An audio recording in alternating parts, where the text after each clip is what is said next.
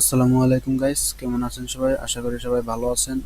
আজকের এই ভিডিওতে আমরা গত ভিডিওগুলোতে আমরা দেখেছি কিভাবে একটি ওয়েবসাইট ক্রিয়েট করতে হয় এবং সেই ওয়েবসাইটটাকে কাস্টমাইজ করতে হয়। একটি ফ্রিতে ব্লগের একটি অ্যাড্রেস নিয়েছি, মানে কাস্টম ডোমেন নিয়েছি এবং সেটাকে ফ্রিতে ব্লগারের সাথে অ্যাড করেছি। তো আজকের এই ভিডিওতে আমরা সেই ওয়েবসাইটটাকে, মানে আমরা যে ওয়েবসাইটটাকে ক্রিয়েট করেছিলাম এই ওয়েবসাইটটাকে আমরা গুগল সার্চ কনসোলের সাথে অ্যাড করব, যাতে এই ওয়েবসাইটটিকে আমরা গুগলে সার্চ করলে খুঁজে পাই। আর যদি আপনারা গুগল সার্চ কনসোলে অ্যাড না করেন তাহলে কিন্তু ওয়েবসাইটটিকে গুগলে কোনোভাবে খুঁজে পাওয়া যাবে না। তো গুগল সার্চ কনসোলে অ্যাড করার জন্য আমরা সর্বপ্রথম আমাদের ব্লগার ড্যাশবোর্ডে আসবো, তারপর সেটিং অপশনে যাব। তারপর এখানে আমরা কিছু এখানে কাজ করতে হবে। এখানে আপনারা আপনাদের ওয়েবসাইটের ডেসক্রিপশনটা দিয়ে দিবেন। এটা কিন্তু আপনার গুগলের পেতে সাহায্য করবে। আর তারপরে এখানে আরও একটি কাজ করতে হবে। এখানে নিচে আসলে আপনারা দেখতে পারবেন যে এখানে সার্চ ডেসক্রিপশন, এই সার্চ ডেসক্রিপশনে আপনারা কিছু কিওয়ার্ড অ্যাড করবেন 150 ক্যারেক্টারের, মানে এখানে 150টা ক্যারেক্টারের কিওয়ার্ড অ্যাড করা যাবে। তো এই কিওয়ার্ডগুলো কিন্তু আপনার গুগলে র্যাঙ্ক করাতে সাহায্য করবে, আপনার ওয়েবসাইটটাকে খুঁজে পেতে সাহায্য করবে। তারপর আরেকটি অপশন দেখতে পাবেন যে যে এখানে ইন্ডেক্সিং এর যে অপশনটা, এখানে কাস্টম রোবট ডট টিএক্সটি এটাকে এনেবল করে দিবেন। এনেবল করার পরে যে এই কোডগুলোকে আমি আমার ভিডিও ডিসক্রিপশন বক্সে অথবা আমার ওয়েবসাইটে গেলে আপনারা পেয়ে যাবেন। মানে এই ওয়েবসাইটে আসলে আমরা এখানে পোস্ট করে দেবো, এখান থেকে নিয়ে নেবেন। এখানে নেওয়ার পর শুধুমাত্র যে https://www ডট এই যে আমরা এখানে আপনারা শুধু এখানে আপনাদের ব্লগের অ্যাড্রেসটা এখানে দিবেন। ব্লগের অ্যাড্রেস দিয়ে সেভ বাটনে ক্লিক করবেন। তারপর আরও একটি এখানে কাজ করতে হবে। এখানে enable custom robot header tax এটাকে এনেবল করে দিবেন এখানে। তারপরে এখানে হোম পেজ ট্যাক্স এখানে ক্লিক করে এটাকে অল এবং নন নো ডিপি এখানে ক্লিক করবেন। তারপরে এটাকে সেভ করে দিবেন। তারপর দ্বিতীয়তে এটাকে আপনারা নোনিডেক্স এবং নো ডিপি এখানে ক্লিক করে দিবেন এবং এখানে সেভ করে দিবেন। তারপরেরটা আপনারা এখানে পোস্ট অ্যান্ড পেজ ট্যাক্স এটা অল এবং নো ডিপি এটাকে সিলেক্ট করে দিয়ে এটাকে সেভ করে দিবেন। তারপরে এখানে দেখতে পারবেন যে সার্চ কনসোল, এই সার্চ কনসোলে ক্লিক করবেন। মানে এটাই তো মেন কাজ, সার্চ কনসোলে অ্যাড করা।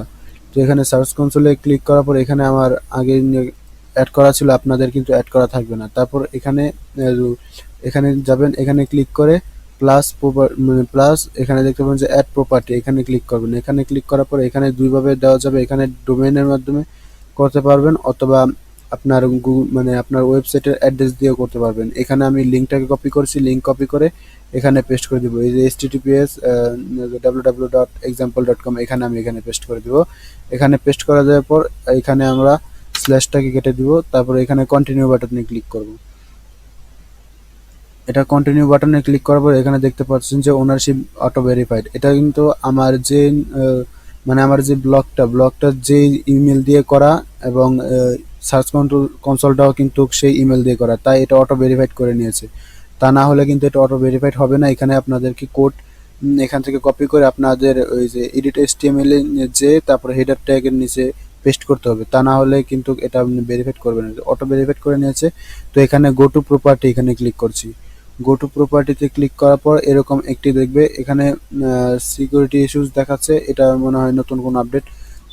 তারপরে এটা এরকম দেখাবে। আর এখানে যে এখানে দেখাচ্ছি আমি, এখানে যে এইগুলো দেখতে পারবেন, এগুলো কিন্তু আপনারা 24 ঘন্টা অথবা 48 ঘন্টা পর দেখতে পারবেন এইগুলো এগুলো তারপরে এখানে আরো কিছু কাজ রয়েছে, আমি দেখাচ্ছি সেই কাজগুলো। তো এখানে আমরা সাইট ম্যাপ এখানে ক্লিক করব। এখানে কিন্তু সাইট ম্যাপ অ্যাড করতে হবে। এখানে সাইট ম্যাপ অ্যাড করার জন্য আমরা এখানে আসব। তারপরে এই যে এখানে কাস্টম রোবট টেক্সট এখানে দিয়েছিলাম, তো এখানে যে এখানে দেখতে পাবেন সাইট ম্যাপ ডট এক্সটিএমএল এটাকে এক্সএমএল এটাকে কপি করব। এটাকে কপি করে সাইট ম্যাপের এখানে আসব, এখানে পেস্ট করে দিব। এখানে সাবমিট বাটনে ক্লিক করব। তো এটা সাবমিট বাটনে ক্লিক করার পর এখানে দেখতে পাচ্ছেন যে কোডেন্ট ফিটেজ, মানে এটা যেটাই হোক এটা আপনাদেরকে এখানে গুগল কিছুক্ষণ অপেক্ষা করার পর আপনাদেরকে কিন্তু এটা মানে শো সাকসেস দেখাবে এখানে, এবং কতটি ইউআরএল রয়েছে সেগুলো দেখাবে। এবং এখানে আমি পেজেরটা দিয়ে দিচ্ছি, এই যে সাইট ম্যাপ মানে পেজ এক্সএমএল, এটা আমি এখানে কপি করছি। এটাকে কপি করে এখানে আবার এখানে পেস্ট করে দিয়ে এখানে সাবমিট বাটনে ক্লিক করে দিচ্ছি। তো সাবমিট বাটনে ক্লিক করার পর এটাও মানে এটা কিছু সময় নেয়, মানে গুগল চেক করবে, চেক করে আপনার এখানে কিন্তু সাকসেস দেখাবে। তো এইভাবে অ্যাড করে নেবেন। এভাবে অ্যাড করার পর আপনাদের কিন্তু এটা 24 ঘন্টার ভিতরে অথবা 48 ঘন্টার ভিতরে আপনাদের ওয়েবসাইটটি কিন্তু গুগলে শো করবে। তো এখন যদি আমি এটাকে এই লিঙ্কটাকে কপি করে আমি যদি গুগলে সার্চ করি, দেখতে পারবেন যে এটা কিন্তু শো করবে না। এখানে সাইট, এখানে যদি আমি লিঙ্কটাকে পেস্ট করি এখানে দেখতে পারবেন যে এখানে কিন্তু কিছু নেই, এই লিঙ্কের মাধ্যমে কিছুই নেই। তো এটা পাওয়ার জন্য 48 ঘন্টা অথবা 24 ঘন্টা ওয়েট করতে হবে, না হলে কিছু এখানে শো করবে না। আর পোস্টগুলো কীভাবে মানে ইন্ডেক্স করবেন এটা আমি দেখাচ্ছি। এটা করার জন্য পোস্টের লিঙ্কগুলো কপি করবেন, লিঙ্কগুলো কপি করে সার্চ কনসোলে আসবেন, তারপর এখানে ইউআরএল এখানে এখানে পেস্ট করবেন উপরে। এখানে পেস্ট করার পর এটাকে সাবমিট করবেন।